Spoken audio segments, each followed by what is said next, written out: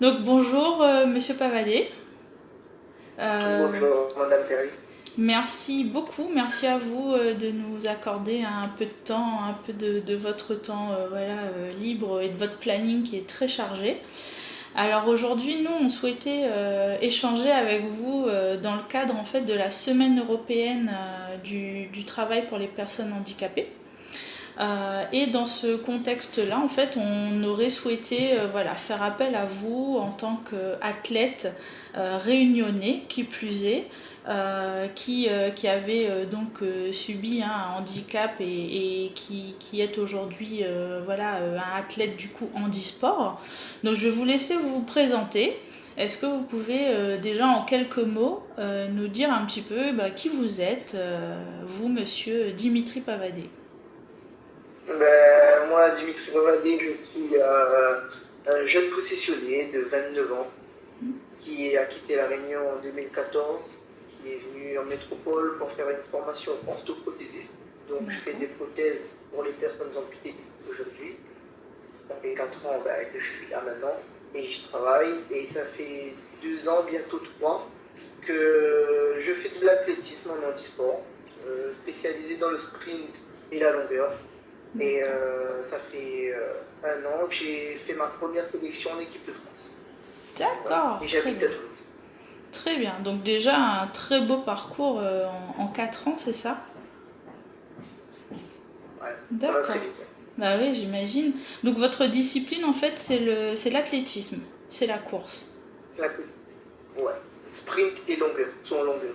D'accord. Ah, et du saut en longueur également. Ouais. D'accord. Et vous faites ça sur quelle distance Le sprint en salle, c'est du 60 mètres. D'accord. Après, c'est du 200. Ok. Et dehors, en fait, sur un stade normal, non couvert, c'est 100 mètres et 200. Ok. Bon, très bien, très bien. Donc depuis 4 ans, vous pratiquez ce sport. Nous, on aurait souhaité 3 ans. 3 ans, pardon. 3 ans que vous pratiquez du coup l'athlétisme. Très bien. On aurait souhaité échanger avec vous, parce que notre entreprise, c'est Prodom, travaille dans le domaine du médical, puisque nous mettons nous-mêmes à disposition de patients des installations, du matériel médical à domicile, des assistances respiratoires notamment, mais aussi lits médicalisés, voilà, tout type de matériel pour les personnes qui sont hospitalisées à domicile. Et c'est vrai que votre parcours nous a particulièrement interpellés, nous a touchés. Quelle est pour vous aujourd'hui un petit peu votre vision du handicap et de votre handicap, puisque on peut le dire, vous avez subi une amputation donc, de la jambe. Est-ce que vous pourriez nous parler un petit peu de cet événement qui est survenu dans votre vie? Ben, le jour de mon accident, c'était la veille de Noël, donc le 23 décembre 2007. D'accord. Je travaillais en tant que docker sur Ok. l'équipe. Mhm. C'est un chariot élévateur de 18 tonnes qui m'est roulé sur la jambe. D'accord. Et à cet accident, au matin, je suis pas tombé sans connaissance. J'ai vu ma jambe broyée. J'ai pu essayer de me relever avec l'assistance des collègues. Quand j'ai regardé ma jambe, tout de suite, je me suis dit qu'on allait m'amputer. C'était sûr, certain et inévitable. Et Vous avez compris en fait la je sais gravité. toujours. Ouais.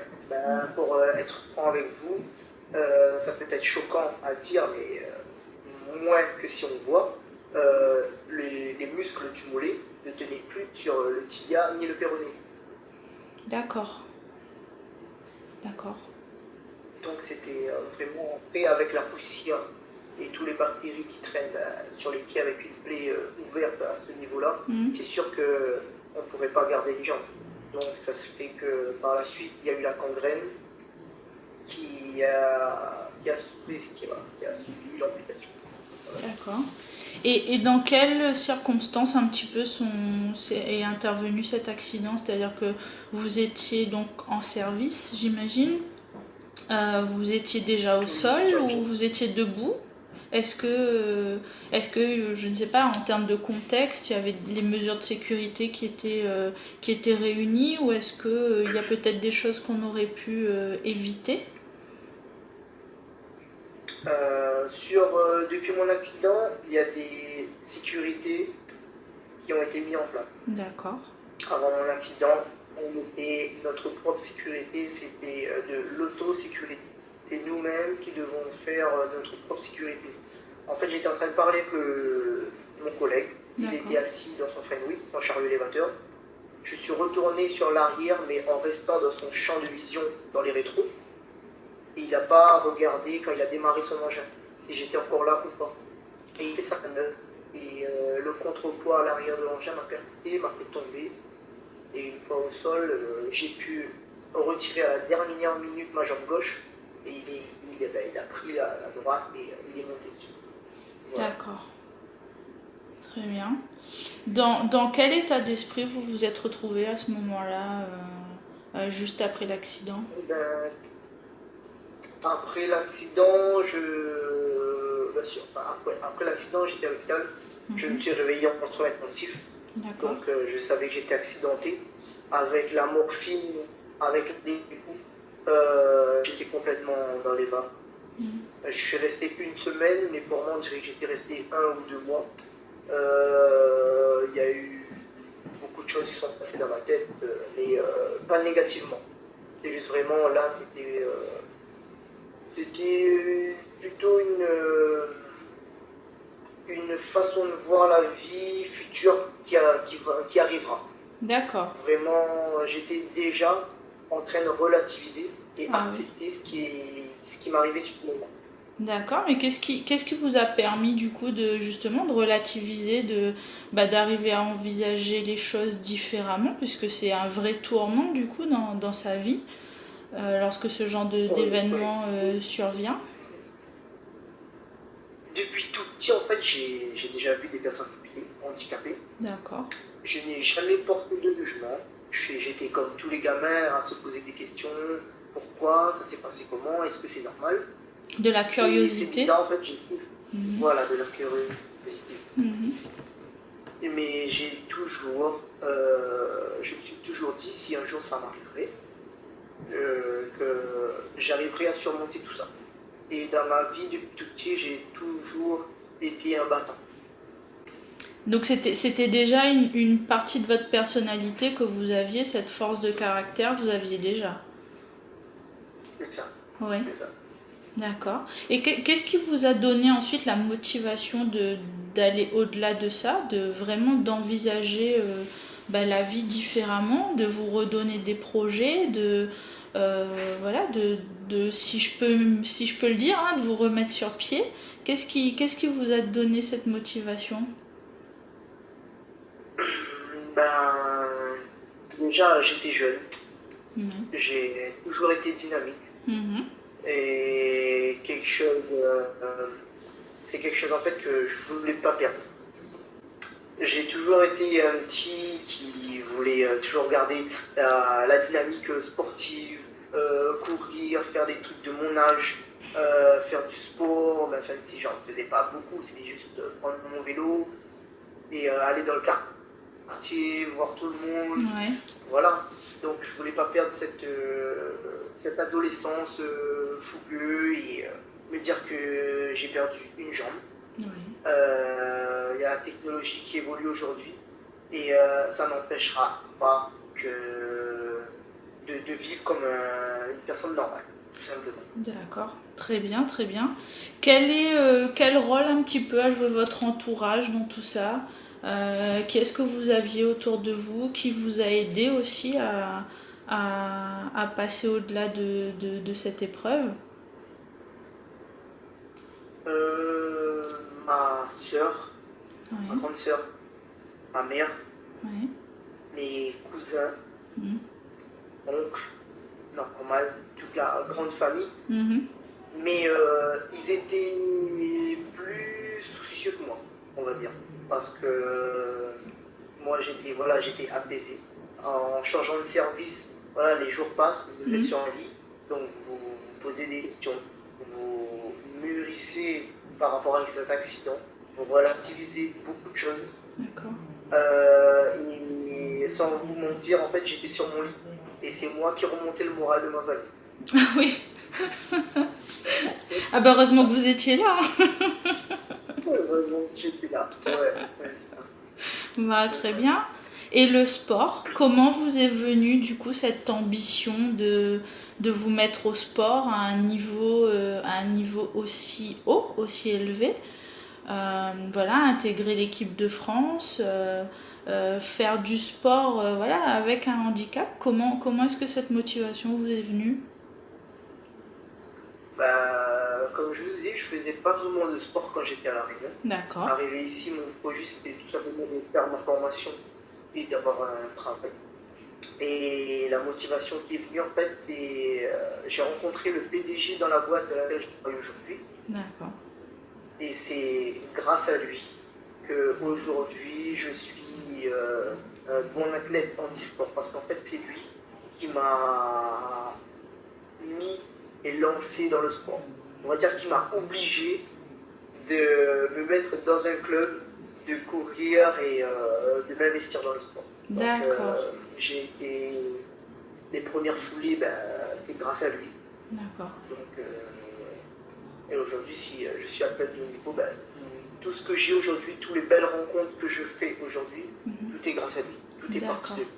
Donc c'est une grande opportunité qui vous a ouverte en fait.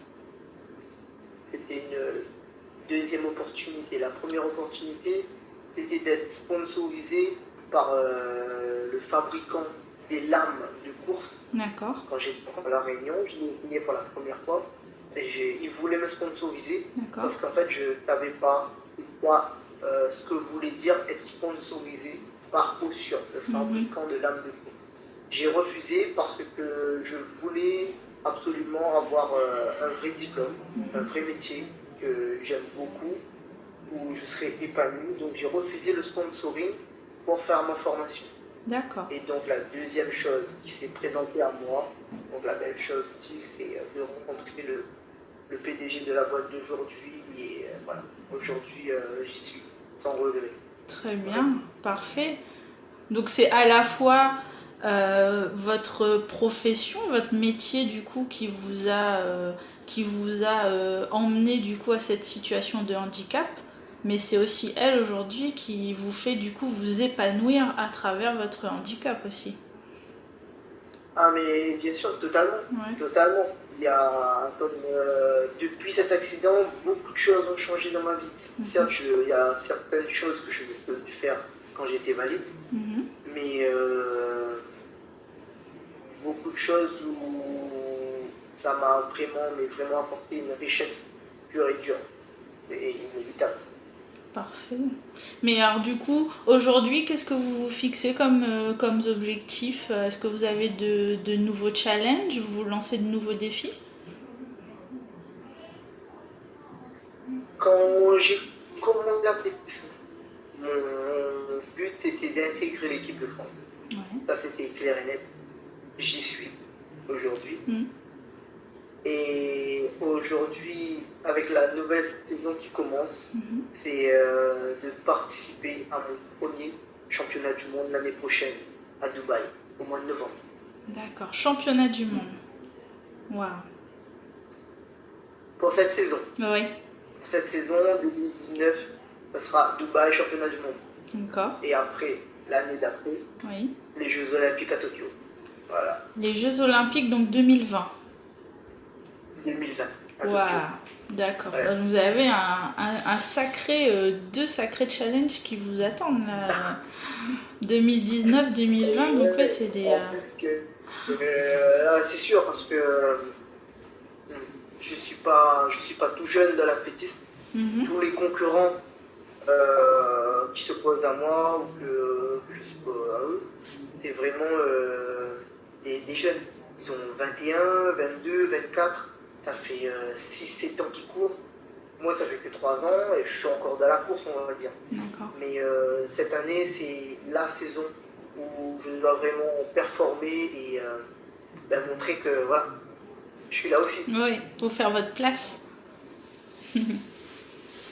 C'est ça. Faire Tout ça, à fait. Tout à il faut fait. travailler. Exactement. J'imagine que ça demande beaucoup d'efforts.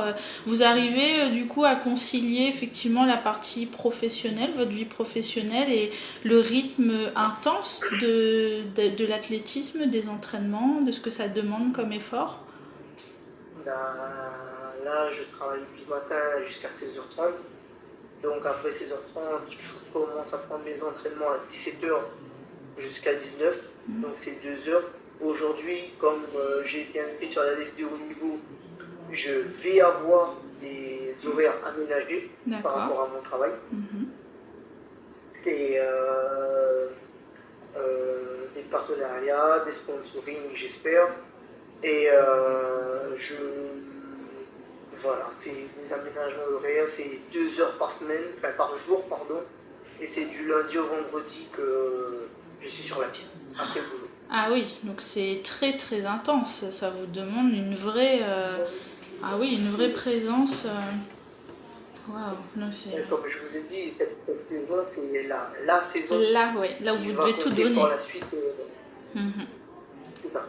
Donc du lundi au vendredi, 2 heures par jour sur la piste. Waouh. On n'a pas le choix. Ouais, un vrai engagement, hein, c'est une vraie implication, une vraie force que vous avez. Il y a beaucoup de gens qui comptent sur moi, qui me soutiennent et ça, je leur remercie. Ouais. Mais énormément. Oui. Et j'en ai besoin. Ou ensuite, j'en ai besoin et je peux pas les décevoir. Oui. Je peux pas. Mais moi, je vais me décevoir moi-même. Bah oui. Quand je veux quelque chose, je fais tout pour l'avoir. Donc, il faut c'est tout. Parfait, très bien. Un petit mot peut-être pour terminer. Qu'est-ce que vous nous diriez, comme note de fin, comme petit mot pour la fin pour toutes les personnes qui pourront nous regarder, toutes les personnes qui travaillent ou dans le domaine du médical ou qui sont elles-mêmes confrontées aux situations de handicap au quotidien. Je vous laisse le mot de la fin. Qu'est-ce que je peux dire? Un handicap. Quand on dit handicap, tout le monde voit un handicap fauteuil ou un légume sur un lit. Un handicap, ce n'est pas ça. Un handicap, c'est juste un état physique qui différencie cette personne de sa personnalité des autres personnes. Ça ne veut pas dire forcément qu'un handicap, c'est une faiblesse, mais bien au contraire. Cette personne, je pense qu'elle est vraiment forte d'être handicapée. Pour supporter un handicap tous les jours et à vie, c'est quelque chose qui travaille sur le mental et que personne ne peut juger cette personne. Moi, je dis simplement qu'une personne handicapée, elle peut tout accomplir, ou presque tout, ça dépend du niveau de handicap. Mais il faut juste relativiser les choses. Après un parcours, après un événement très dur, marquant dans sa vie, il faut juste se dire que demain sera meilleur. Travailler pour arriver à son but, à toucher son étoile, comme je dis souvent. Oui. C'est juste la chose que je peux dire et ne jamais baisser les bras. Ne jamais baisser les bras, il faut toujours avancer, relever la tête, savoir tomber pour aller de plus belle vers l'avant. Voilà. Très bien. Très bien. Merci beaucoup pour ce message en tout cas de force et de positivisme. Merci à vous, Monsieur Pavadé. Merci à vous. Je vous souhaite une très bonne continuation et beaucoup de courage pour vos entraînements, pour arriver à vos objectifs. Et espérons-le pour vous, vous faire une petite place parmi les grands et pourquoi pas sur le podium. J'espère bien. Parfait. Merci beaucoup. Je vous remercie à vous et bonjour à toute l'équipe. Bonne semaine d'handicap chez vous. Merci. Chez moi, de bien loin. Et merci à toute l'équipe. Je vous en prie. Merci beaucoup.